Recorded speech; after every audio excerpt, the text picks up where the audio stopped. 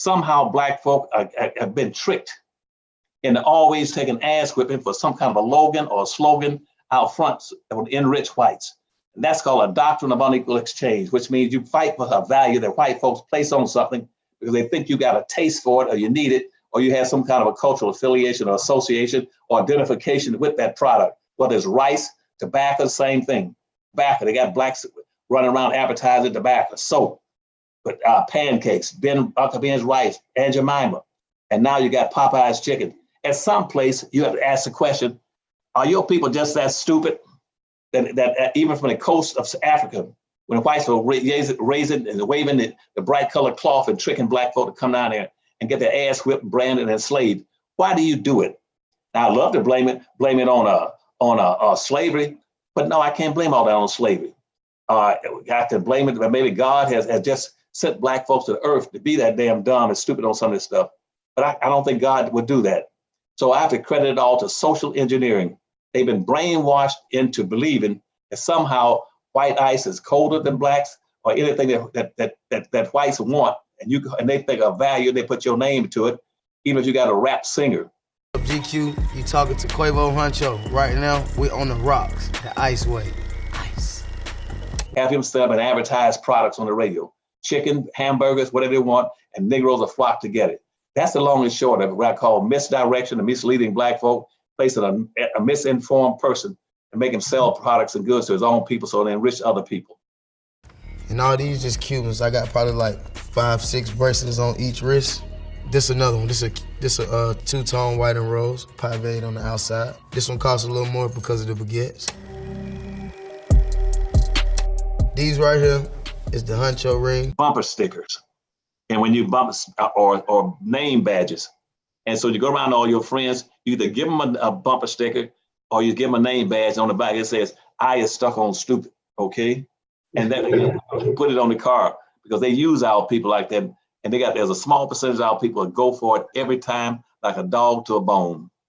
Before you can sell to customers, you've got to get to know them. You must understand something about them. What do the Negro customers buy? Why do they buy? How do you sell to them? Let's find out.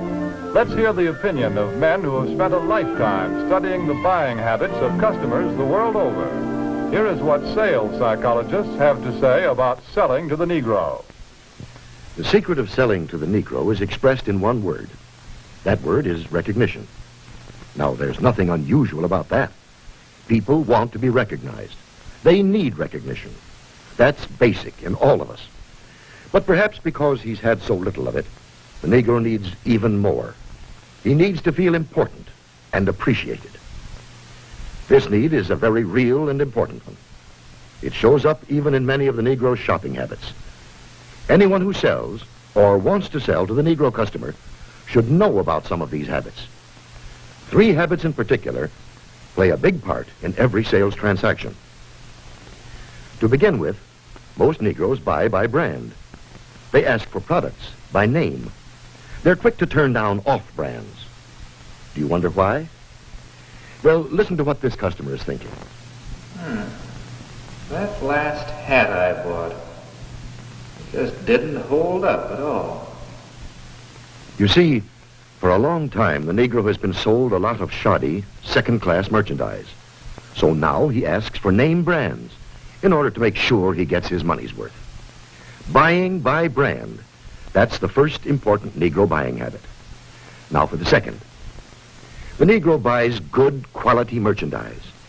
Symbols of quality and prestige are very important to the Negro customer.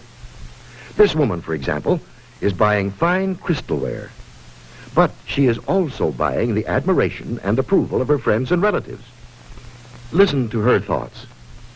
My, isn't it beautiful? I can hardly wait to show it to Sally and Joan. It's a well-known fact that many Negro customers are influenced by the opinions of others.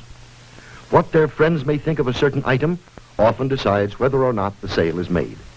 So remember, the Negro buys quality merchandise. That's the second important point. And here's the third thing to remember when selling to a Negro customer. When he specifically asks for one thing, Don't try to sell him something else. Don't try to switch him at the point of sale. If you do, he'll probably react something like this. Doesn't he think I've got the money to pay for it? There's a reason for this reaction. Again, because he's had experience with cheap merchandise, the Negro resents being offered a substitute.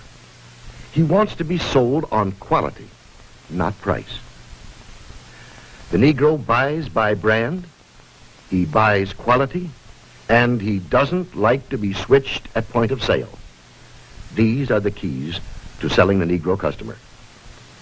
Another point. The Negro family does things together, as a group. The family works as a unit. It lives as a unit, and it buys as a unit. When you sell to one member, you many times sell to all.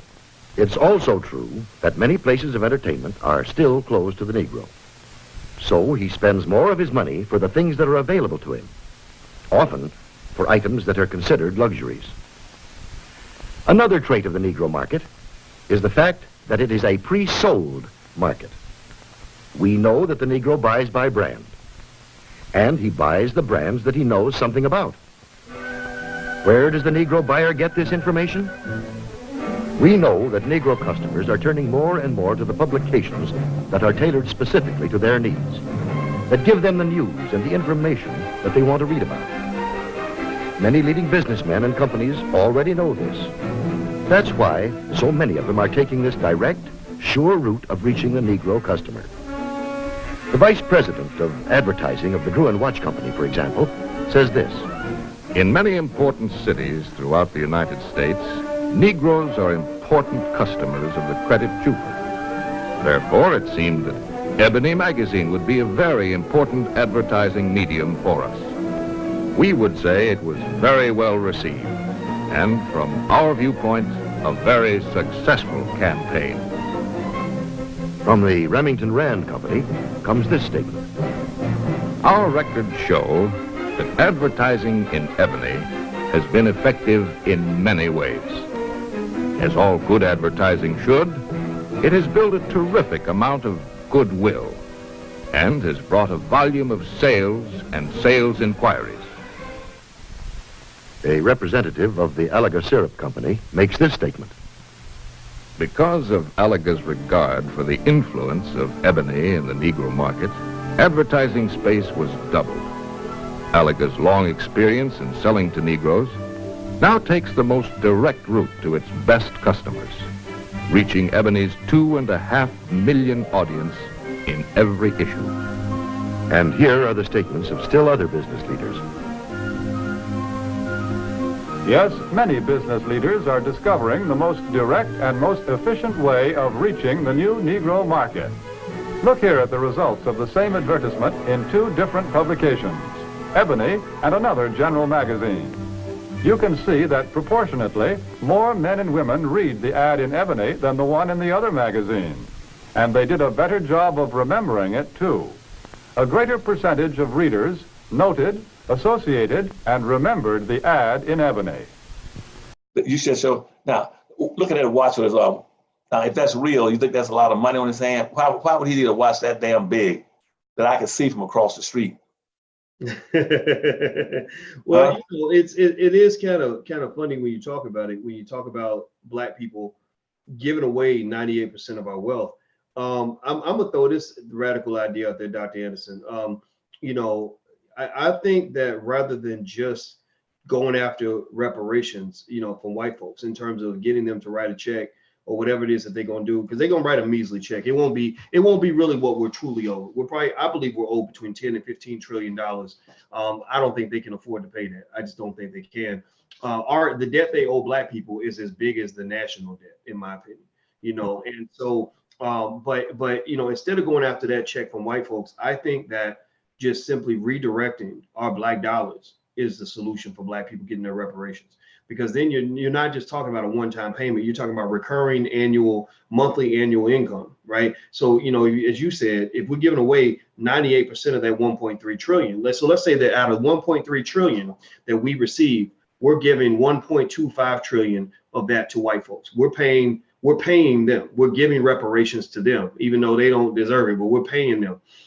Let's say that we kept just 10% of that 1.25 trillion. That's $125 billion extra coming into Black neighborhoods, building Black wealth. That's recurring every year, not a one-time payment.